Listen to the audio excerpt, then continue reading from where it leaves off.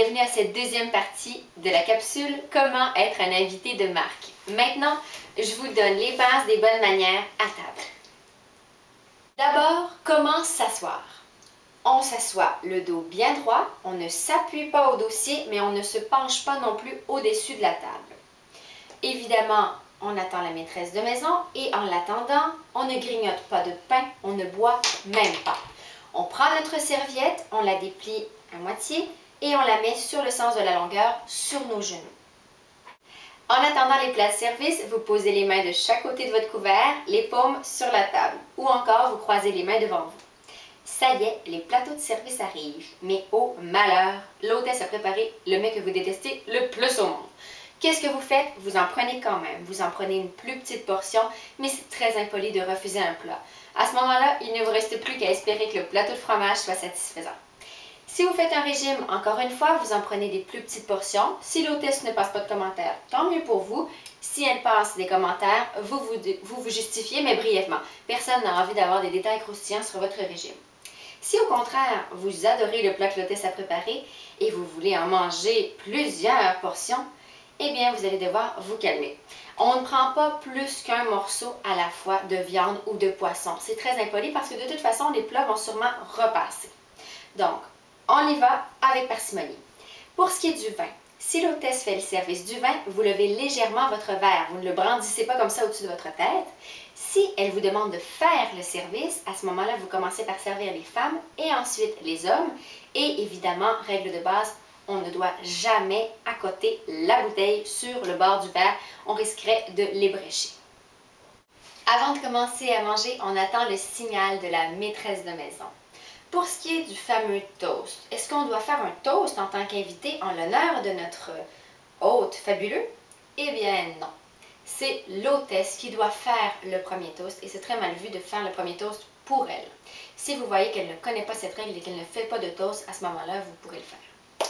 Maintenant, pour ce qui est des ustensiles, on amène les ustensiles à notre bouche et non pas notre corps à notre assiette. Ça là, au secours, jamais.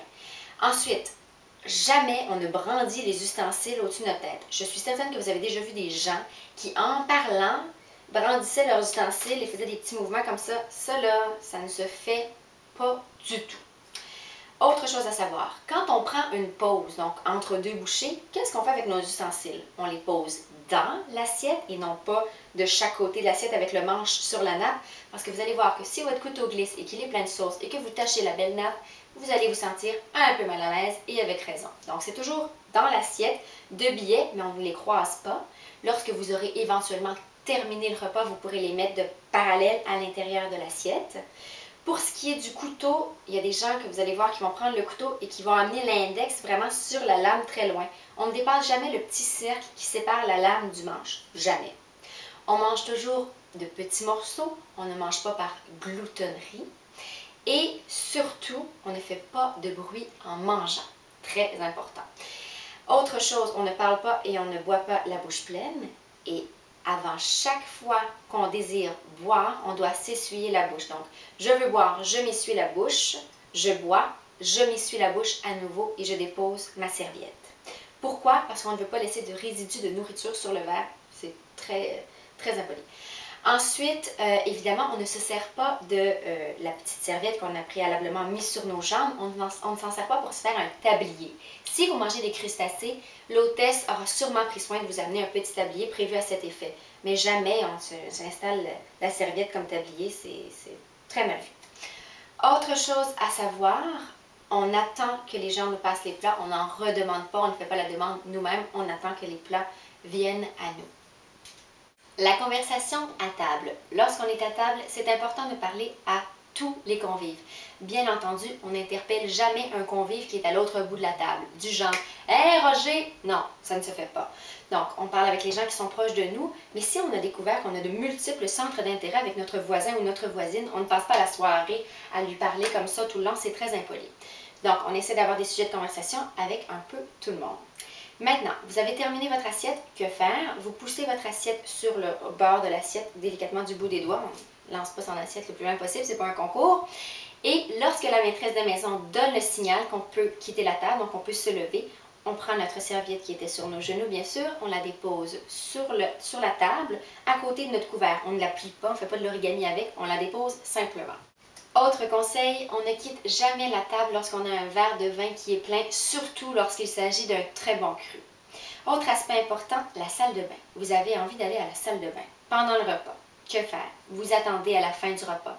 Si vous êtes comme moi et vous n'êtes pas capable de vous retenir, à ce moment-là, vous devez demander la permission à l'hôtesse de façon discrète. On n'alarme pas toute la table, mais de façon discrète, vous pouvez demander à l'hôtesse où se trouvent les salles de bain de la façon suivante. Exemple, où puis-je me laver les mains, où puis-je me repoudrer. C'est beaucoup plus subtil et ça va passer beaucoup mieux. On sort de table discrètement et on revient aussi discrètement que possible pour mieux s'intégrer dans la conversation lors de notre tour. C'est maintenant l'heure du service du thé et du café. Vous êtes maintenant au salon. Si vous ne prenez qu'un demi-sucre dans votre café, s'il vous plaît, ne remettez pas l'autre moitié du sucre dans le sucrier. Ne faites pas non plus l'erreur de garder votre petite cuillère pour mélanger le sucre dans votre tasse. Déposez-la simplement dans votre secoupe. Sur ce, je pense que vous avez toutes les bonnes bases pour bien agir à table lors des réceptions des fêtes. Joyeux temps des fêtes!